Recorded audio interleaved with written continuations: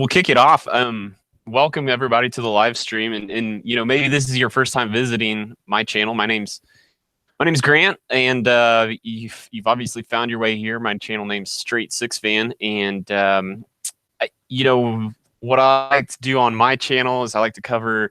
I'm mostly a car guy at heart, but I like working with metal. I like welding. I like a little bit of metal fabrication, and just working in the garage, getting my hands dirty. And I like to, maybe a tagline of mine sort of is modifying the obscure. I like to take things that a lot of people wouldn't touch and and try to spend some time making those things look cool. But tonight we have an interview for you guys. And of course, as you've read the title, it's Hodge Podge Garage. And Yoshi, before we introduce Yoshi, which you guys have already seen him a couple times already, but I know more people are jumping in. This is a segment that I kind of want to hopefully make regular. I call it Know Your Neighbors, and it's really not my idea. So I kind of want to go a little bit of history about what this is. And it really started with a channel, a guy named Jeff at James Freddy's channel. The channel's name is James Freddy's.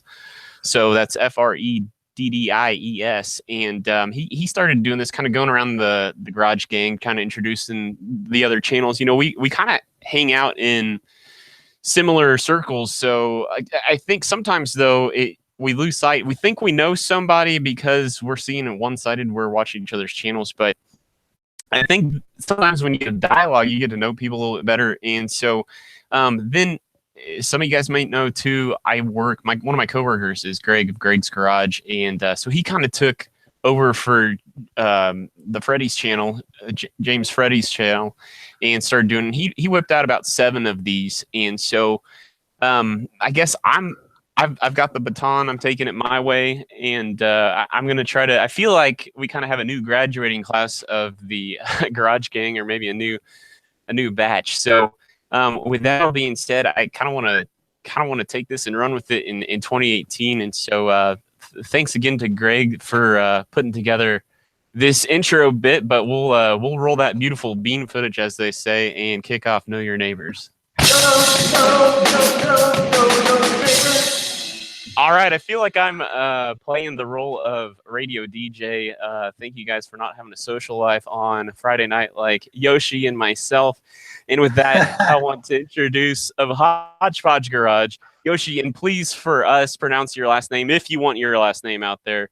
I would guess sure, Yasuda, but yeah, you got it. It's Yasuda, and for those of you that don't know, I am half Japanese, and that's where the name Yoshi Yasuda comes from. Yoshi actually is part of my middle name, which is Tsuyoshi, spelled like tsunami, Tsuyoshi. And my dad is Japanese, but he was not in my life for a long time, so I don't really speak Japanese or didn't grow up with the culture or whatever. But yeah, thank you for the introduction. I appreciate it, and this is fun already. How you guys doing?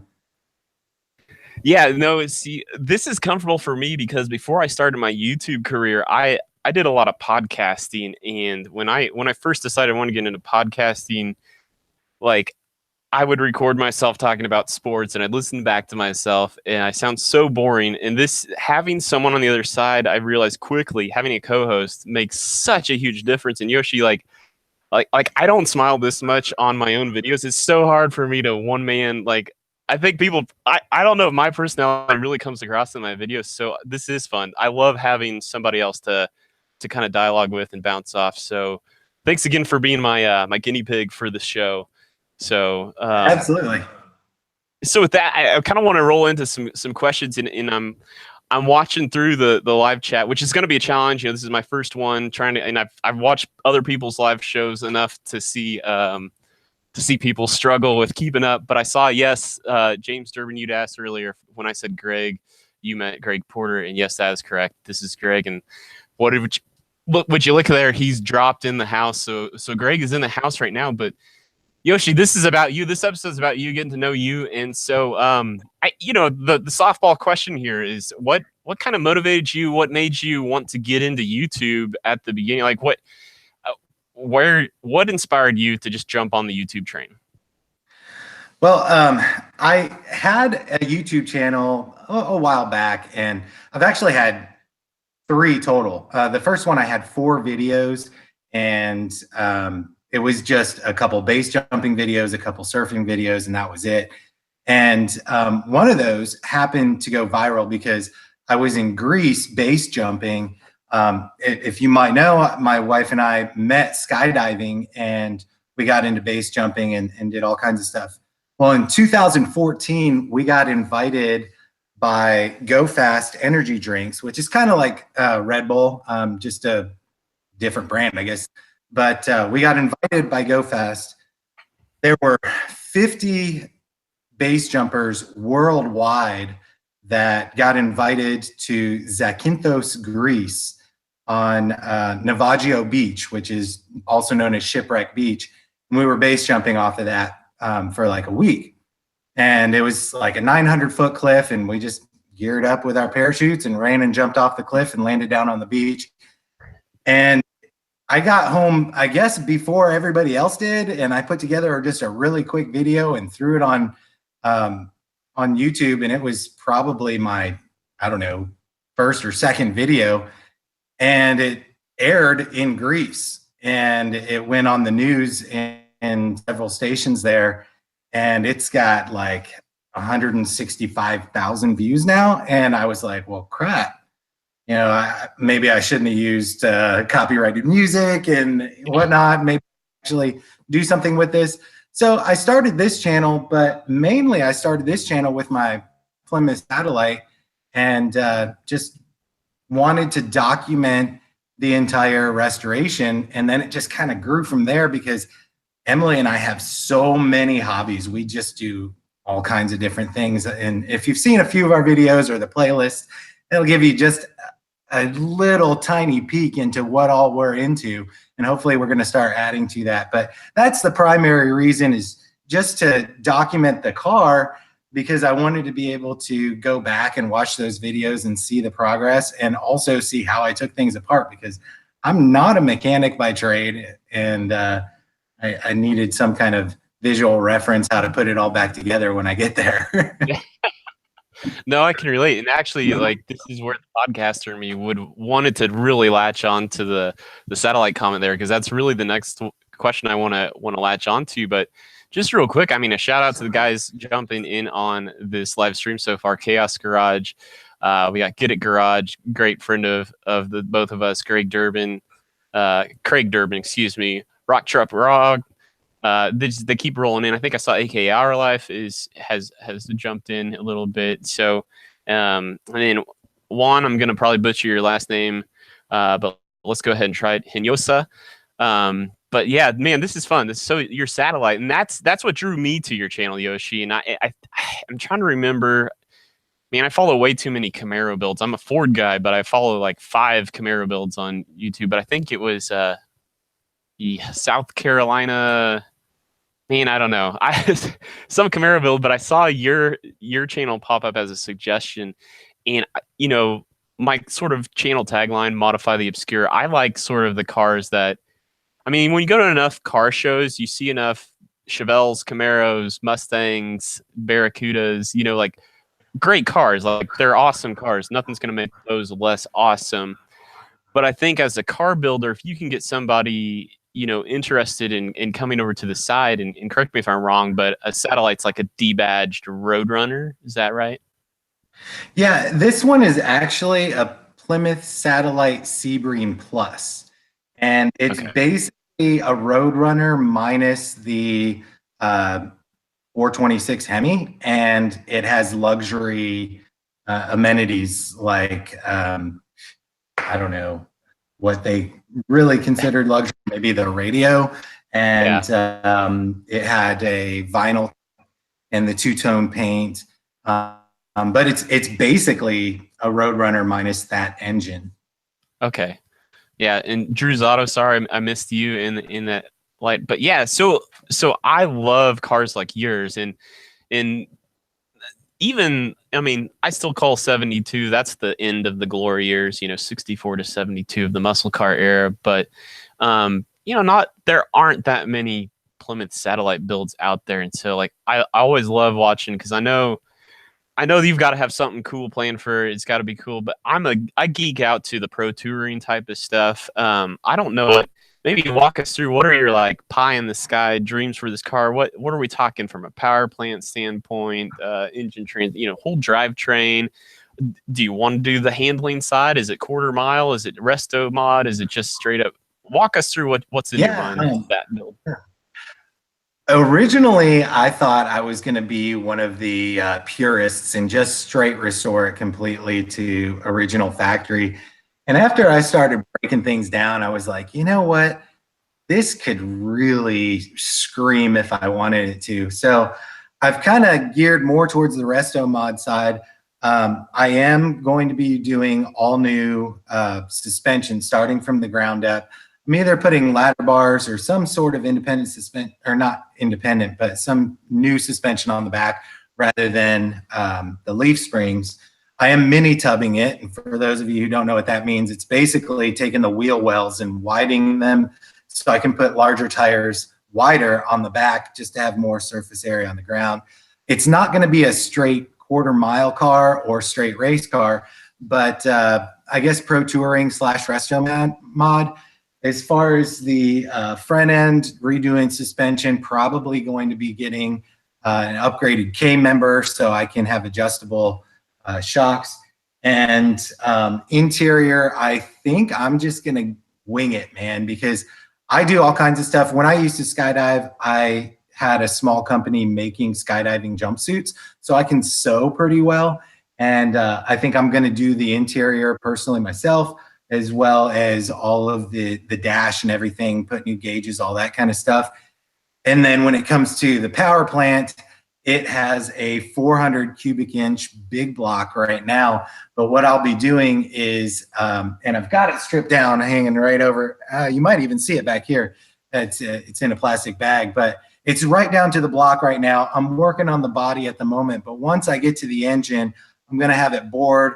I'm thinking 30 over, and then turn it into a stroker. So basically take I think it's a 440 crank, but they have pre-made ones now. But it's basically a 440 crank that'll be fit into this engine, so I can make it a 460 stroker. What that'll do is, for those of you who don't know, basically add further play in the pistons, so they'll go up and down further. The pistons will also be wider, which is more displacement, more air, more fuel, more power. On top of that, I'm thinking either a Y-end or maybe a, and now the name just slipped me, a supercharger on top with a little air grabber sticking out the top of the hood. And that, by my calculations, what I've figured so far, should push it in the low 600 horsepower range at the crank, which is just on that threshold of streetable. So it's not going to be something that I'm going to be daily driving, but it is something that I'm going to take out and burn some tires on. Well, like they say, there's no replacement for displacement. And even though I'm a Ford guy, the thing I like about Mopar, of course I drive one now with the Jeep, but as you can probably tell, like I like some kind of loud, bright colors, but man, Mopar has some of the best color schemes. And Yoshi, one of the questions that came through as I was monitoring the chat was from Greg's Garage about the sewing bit. And I know Greg's got a great video on, he did a leather cover for his steering wheel on his Carmen Ghia, but he was asking you, what kind of sewing machine are you rocking down there in Houston? Well, I actually burned up my last one, and I don't have one at the moment, but I previously used just Singer machines, stick with the name. And yeah, I've had quite a few different machines, but the most recent one was just a Singer that was actually made, I think, in the early 80s, but that one just went toast. Yeah, nope. I'll be honest, I somewhat know how to sew too. For whatever reason, Mom decided that was something that me and my two brothers needed to learn. Here, man, because when I was a kid, like the hammer pants were the big deal. So my mom taught me to sew so I could make hammer pants. Yeah, well, I never got to make what were they called? Gene code jeans. That was what was big when I was in my youth. Yeah. But we'll roll on a little. Ooh, settle down, Grant. Okay, so we're doing. These live streams are popular. A lot of people can sub up in the comments. We know that's kind of a thing. Of course, all of us small creators, we're in a scramble, to February 20th to get to that 1,000 subscriber mark. But Yoshi, I know you are just like us, trekking towards that 1,000. So let's talk a little bit about hashtag HPG1K GAW. Um, Tell us a little bit about what's going on your channel right now, and maybe kind of what's included in the giveaway. Sure. So first of all, the whole 1,000 subscribers and 4,000 hours, honestly, it's not that big of a deal to me. And it's funny how big it's gotten as far as this movement for the small channels. To me, it really isn't about the money. When it comes to what I've made so far, we're talking like maybe 50 cents a week or something. It's really not about that. That's not going to make me or break me, but it's about the principle. So when this whole thing came out, I was like, all right, I'm hammering this. And so far, I've really done pretty well, I think. My watch time has gone up significantly. And on top of that, only maybe 10 days ago, I had 326 subscribers. And now I'm over 650 subscribers now. So what I'm doing with this giveaway is a 1,000 subscriber giveaway. So once I hit 1,000 subscribers, I'm going to go ahead and close the giveaway. It's on my channel right now. I've got a video about it. And I'm going to add some more parts to it. So if you have not entered yet, feel free to go ahead and enter, because there's going to be additional things coming down the line. First prize, kind of grand prize deal, is to come down to Houston if you happen to be in the area, or if you want to take vacation, maybe this summer, come down and Emily and I will take you out fishing. And you may have seen, we do a lot of fishing and hunting around here in the Galveston Bay area. We have a 24.5-foot catamaran that we can go maybe 60, 70, 80 miles offshore, depending on the time of year. Even get tuna, cobia, sharks, all kinds of fun stuff, even snapper. And then we also have a flat bottom gigging boat. And I just saw Craig. Yeah, I am in Houston. I'm just south of Houston in Dickinson.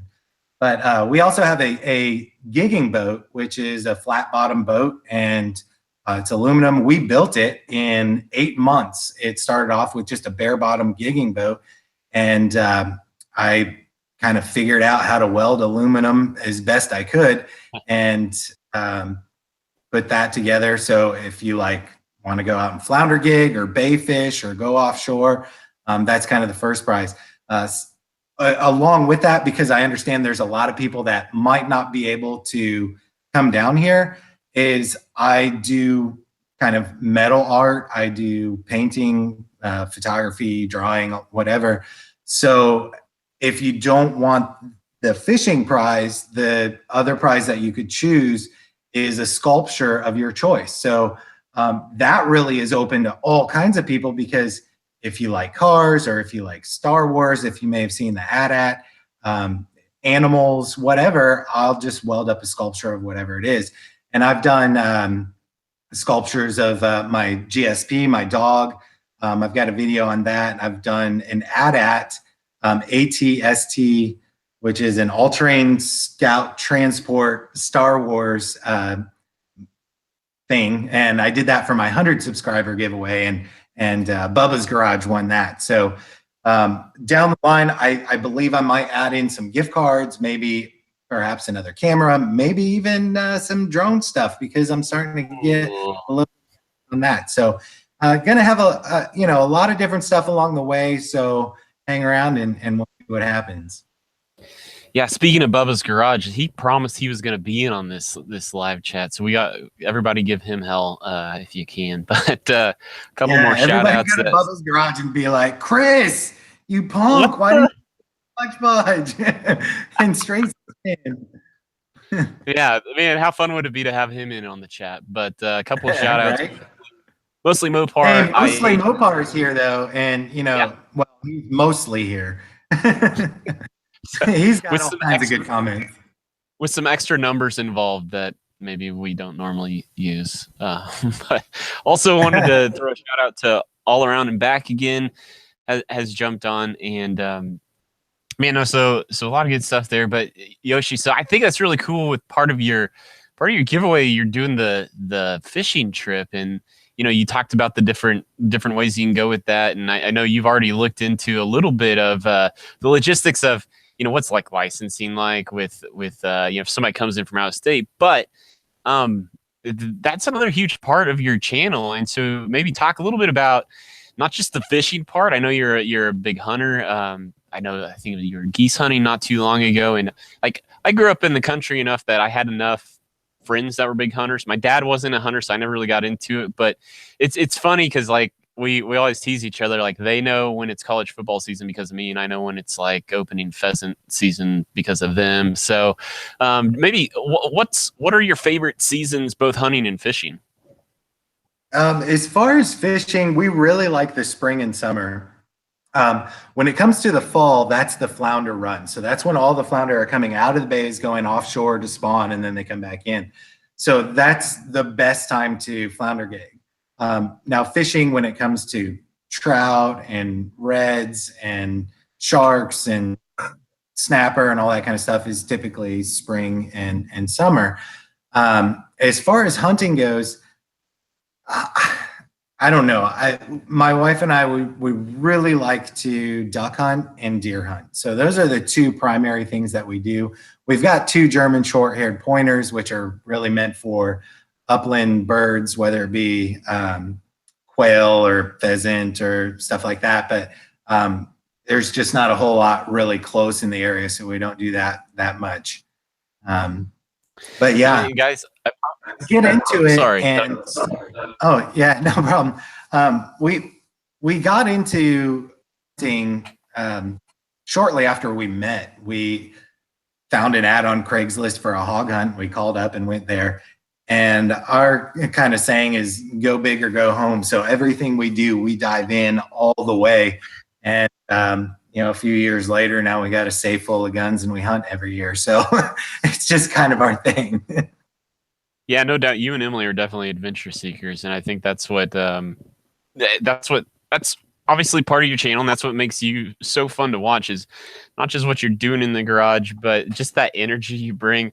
I'm not even going to guess at the age you are, other than the fact that you're probably older than me. But it's like, man, that's the life. I want the Yoshi life. Like that's so awesome. And maybe one of the things I didn't do a good job on the question before the hunting one on your giveaway was just reminding anybody who's watching right now, like check out Yoshi's channel if you haven't on his giveaway. He's got some rules laid out as to maybe how you can enter that and different ways you can up your entries. Also wanted to give a shout out to Bearded Yakin. We haven't done that yet. And I know that on top of that, man, if you guys watching are enjoying what you're watching, get on social media and share the link to this live broadcast. I mean, I think I'm speaking for myself. I'm having fun with it, Yoshi. I think based on the smiles I'm seeing on your end, I think you are. It's just fun again, getting to know each other at a deeper level than what we do through YouTube, which we are always exposing at least this much of our personal life when we do the YouTube thing. But I think maybe the next place I want to go. I did want to point out one thing when it comes to the giveaway really quick, because I understand how it might be a little bit difficult for people, one, to get down here, and two, because of fishing licenses and all that kind of stuff.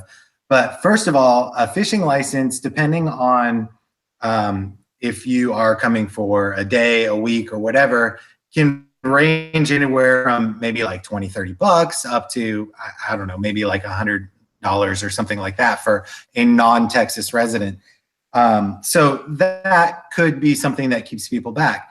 But also, if you think about it, if any of you are fishermen or what have you, a chartered offshore fishing trip can easily go for $1,000, $1,500, $2,000, just like that. And I am not a licensed captain, so I don't have my captain license, but that's okay because I'm not charging anybody. So as far as that grand prize, it is really worth a lot of money. And especially if we do something like the offshore, I'm not going to charge you for my time, not going to charge you for gas. My big boat, the catamaran, if you've seen the giveaway video, has two 90-gallon gas tanks. That's 180 gallons of gas. And at a marina with ethanol-free gas, you're talking, probably close to dollars, if not more, a gallon. So you can do the math. It's not a cheap thing to do, but that it's a lot of fun. We enjoy ourselves every time we go out, and we'd love to have anybody come down and experience it with us. I mean, you talk about marina prices, but I mean, come on, you're in the Gulf, you're in Texas. Like, don't they have like, instead of lemonade stands, they like petroleum stands down there? Yeah, something like that. And that is kind of a nice thing about being down here in the Gulf, is because pretty much all oil comes in through Houston. The prices are a bit cheaper down here. Yeah. No, a buddy of mine, high school friend, college roommate, he's on the opposite side of the state, about as far away as he can be from you in West Texas, and he works for a drilling company. So I'm pretty good at my oil jokes, I think, because of that. But anyway,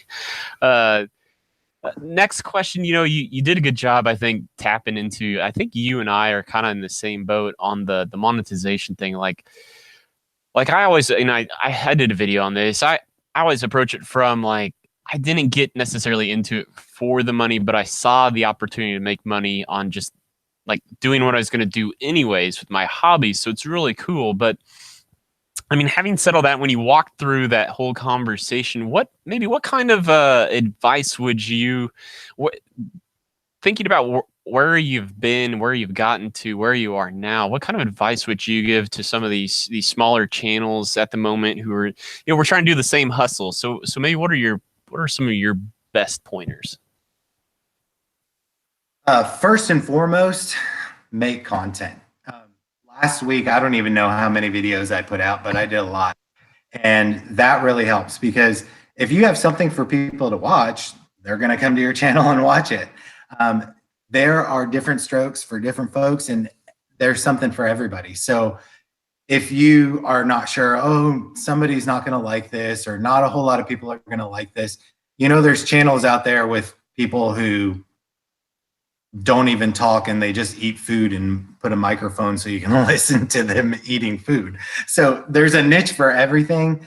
And just number one, make content. Number two is go out and experience other people's channels. So go to, if somebody subs you, and this is something that I do, if somebody subscribes to me and I see the notification of them subscribing, even if they don't comment, I'll subscribe back and go to their channel and watch at least one video and comment on it. Sometimes two, sometimes three videos, depending on how much I like the content, and just comment on it. And when you comment, don't just say, "Hi, new sub here." Say something meaningful. Say something personal. Say, I see what you did there. That's awesome. I really want to get my canning equipment out too. I wonder how you did that. Ask them a question. Most of the time they're going to respond, and it's engaging, and people like that engagement. So they're going to come over to you and go, this guy is actually like checking out my videos. I might go check out his too. So that has really helped over this last week. It does take a little bit of your investment on time, but I've doubled my subscribers. I've gained over 300 subscribers in a little more than a week, and that was due to that. Yeah, I know. I'm not as maybe liberal as you are in that department, but every time I do get a new subscriber, I always do check out their channel, because I'm like, if obviously they have some interest in me, so there's a likelihood I have some interest in what they're doing. So I always want to understand what their channel's about, and I always check, because it's like, hey, I don't know what I'm missing out on at the moment, and so I that's a habit of mine as well. I always at least check out that channel. I don't always subscribe because it's like, well, I don't really, yeah, I don't want to like pollute. That's the wrong word. I don't want to like overkill my subscription feed, but I'm always, I always give people that chance.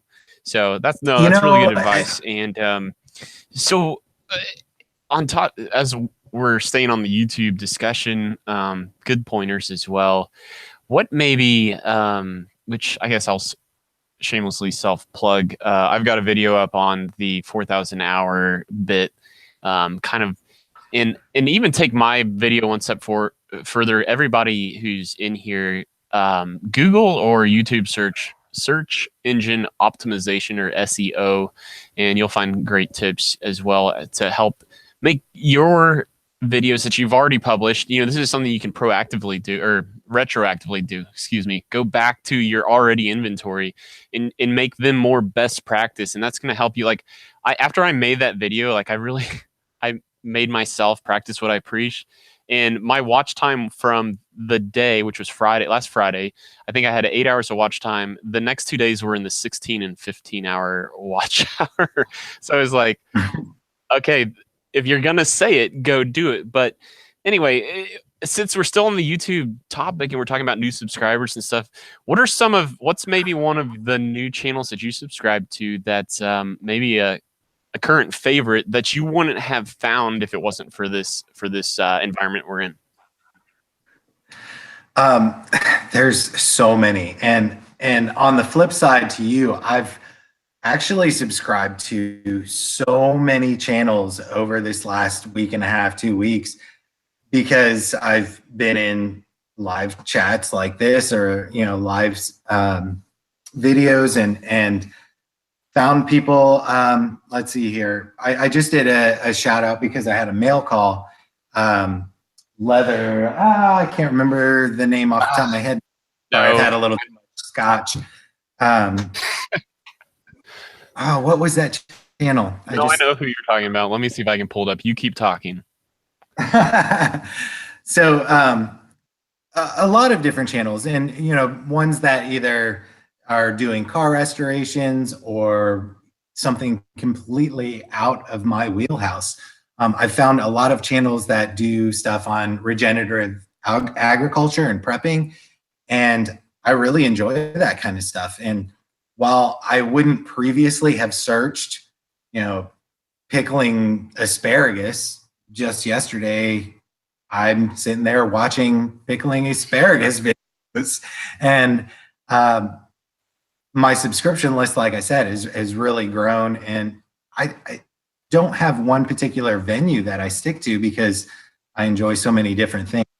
On the flip side to that, though, when it comes to not necessarily a newer, smaller channel, since I am into so many things, surely you've seen the drone back here right now. He's a huge channel, but I've been watching a lot of UAV futures, FPV racing drone videos lately, and I'll be getting one of those soon because they just look like too much fun.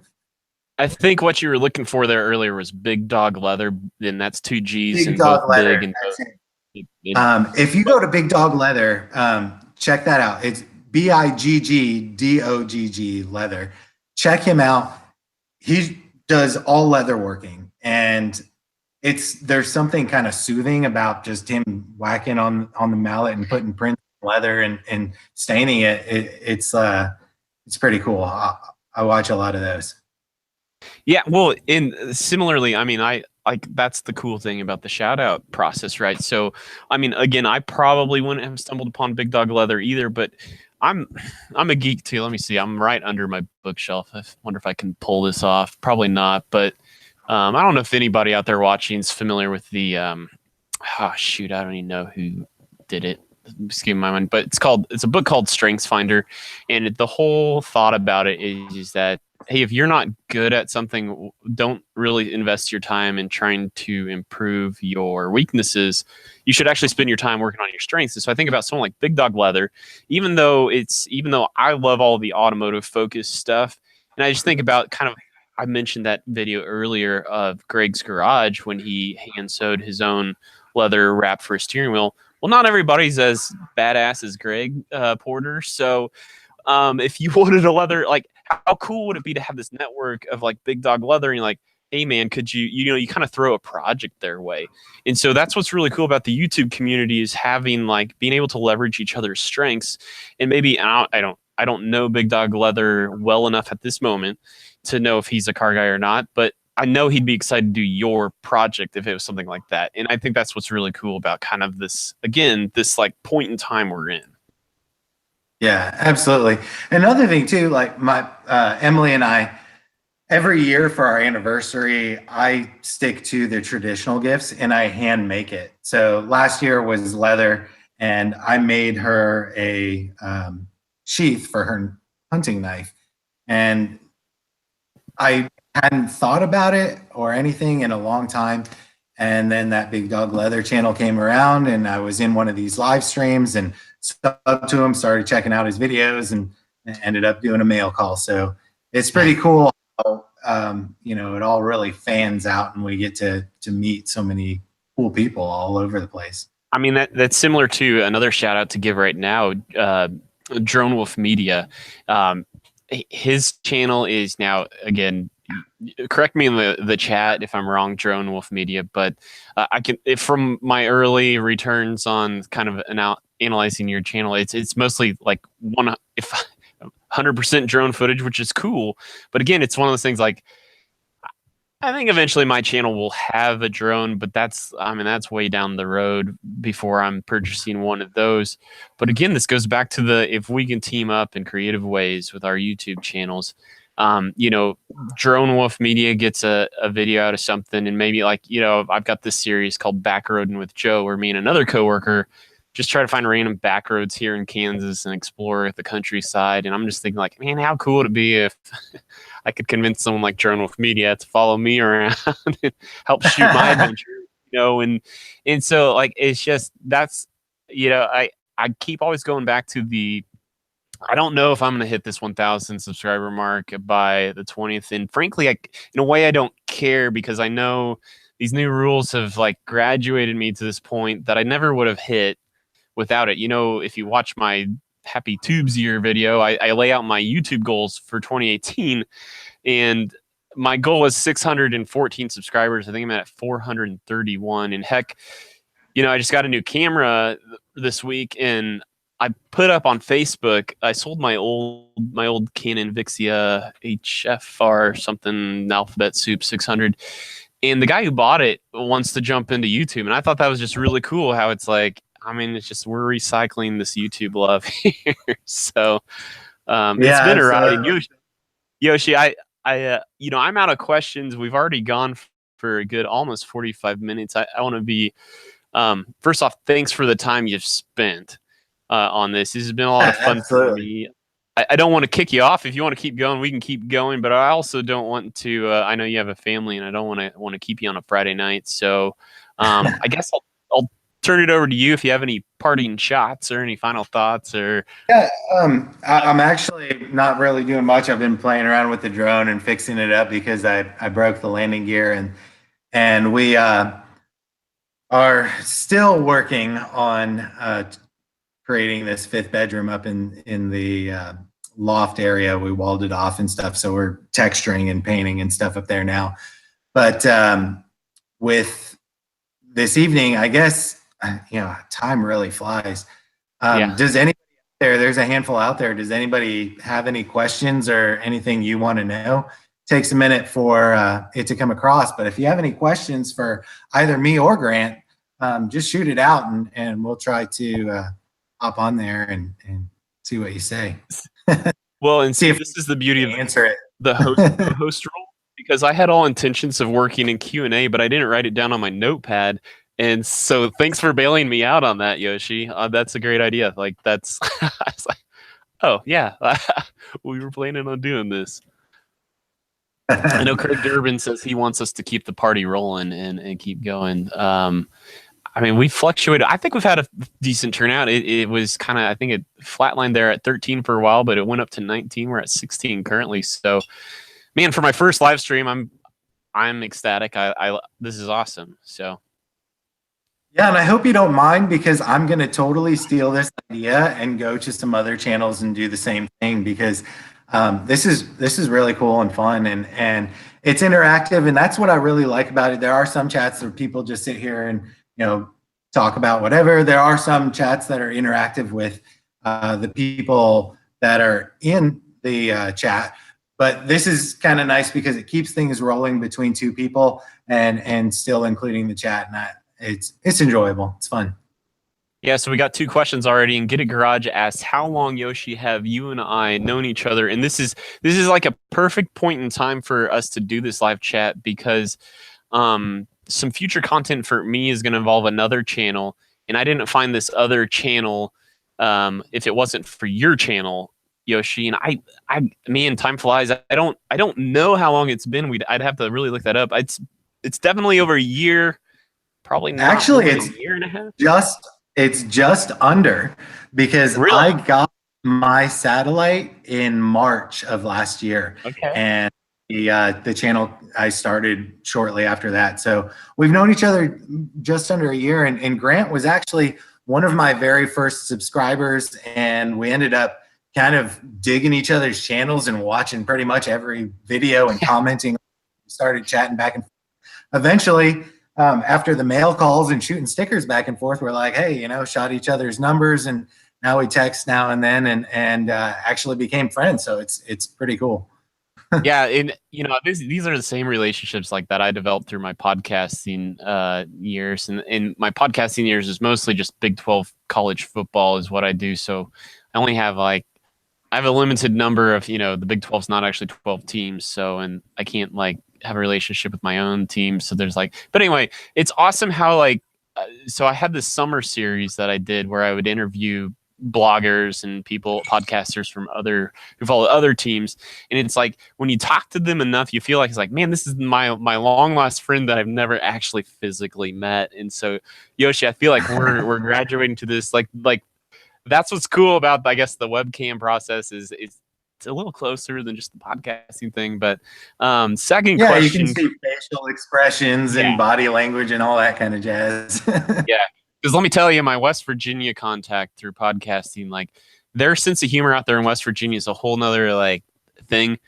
And so it took a couple of years to kind of tap into that when you don't see the body language and that thing. But second question rolls in from Idle Garage, and he loves to poke at me on this one because I always talk about doing a project car, and I never do. Guys, I'm close. I'm really close to a project car. I guess I'll dive into a little bit of where I'm at right now with the Jeep.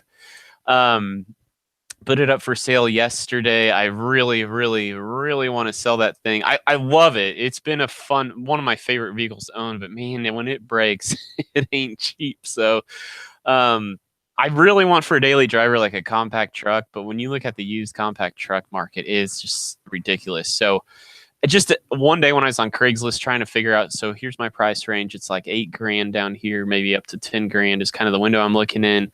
And when you look at especially when the Ford Ranger went out of production for a number of years and then compact trucks became mid-sized trucks, the used market, it's a weird thing. So where I park on my side of the garage, it's with the workbench, I got a limited space. So when I punched in that price range and I just typed in Ford Mustang in on a Craigslist in the same year range, I realized I can buy so many more Ford Mustangs with less mileage. And I'm so should I buy the truck with no cojones, the two-wheel drive, 4-cylinder, single cab work truck over here, or something that's got 305 horsepower and gets better gas mileage? And so once I replace my Jeep, I have a savings account set up for a project car, but I'm not letting myself buy a project car until I buy my new daily driver and get that stuff all sorted out. So hopefully that's March. Yeah, but he should shop where Chaos Garage shops. He got his for free. Hey, speaking of which, if you have any other cousins that have any trucks for sale, tell them to get in touch with me. Send them to Yoshi's slightly used Tejas Trucks Company Corporation. Man. All right. So I think Craig I think Craig Durbin, I don't know if this was necessarily a question, but wanted maybe, I don't know if he was asking for both of us to do a toolbox tour. Honestly, I don't know that I will do one of those just because it's hard for me to engage in those but I don't know. Maybe I'll do one. I'm looking for any idea to do content right now, I guess. So maybe I will do one. Yeah, and Yoshi, I actually do have a toolbox tour in my channel. So if you want to see what I have, then feel free to hop in there. yeah, if you want to see what maybe you could rip off from me, when I'm not here, then no, I'm just kidding. I don't know. Did Yoshi? I don't know. Have you seen any other questions? I'm hoping I'm not skipping around, but I've been trying to keep an eye on the chat here, but I haven't seen.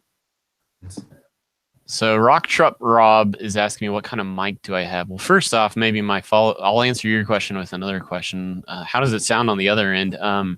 This is what I use for podcasting, and let me see if I can't move my webcam. But down here is a mixer. This is how I played the intro song. We're feeding that from my speakers. Has an auxiliary out. This is a 4-channel mixer down here. These mics it's a Shure. Let me pull out. I've got a number of them. Let me pull one out and I can give you the exact model number. But the reason I bought these for my podcasting setup when I started that was I always had this sort of dream of, someday wanted to do a podcast like from a bar, like before a football game or something. And so I wanted something that was relatively transportable, and it's a hopefully I don't mess this up. There's omnidirectional, which I think means multiple, and unidirectional, I think, are the two. So it's a unidirectional. So, it's only going to pick up sound going this way. It's not going to pick up a lot of ambient sound. And it's mostly meant to be for, okay, so here's a box of another one. So it's a Shure, and I can't read backwards. It's backwards on my screen. So you guys can read that. But it's a head-worn mic, and it's mostly meant for like aerobics teachers and things like that. It's the thing I don't like about it is super sensitive. Like if I touch here, you guys hear that. Even when I like move my neck, you can probably hear like the cord dragging on the back of my neck. So that would be my sort of instant product review there. Man. Cool. Well, I don't think there's any other questions unless you have any more you want to shoot out. Hey, sweet. So Chaos Garage says I'm hitting the mark on something. So Yoshi, again, thank you for your time, man. This has been a lot of fun. So here's the only downside of Yoshi, you being the first, is that I think we did a kick-ass job. And, we almost got to 20 viewers, and we had a really good, I think, chat session that was relevant. But you're also because you're the first, you're probably gonna end up winding up being like the worst one. Like this is still awesome, but like it only gets better from here, and that's always but you know what? You can't ever get better if you don't start, and that's like, I got another coworker that he keeps wanting to jump into the YouTube game, and I'm like, man, do it, just do it, go.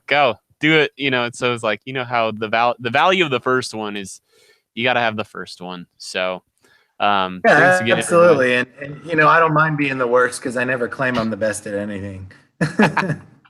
That's one way to look at it.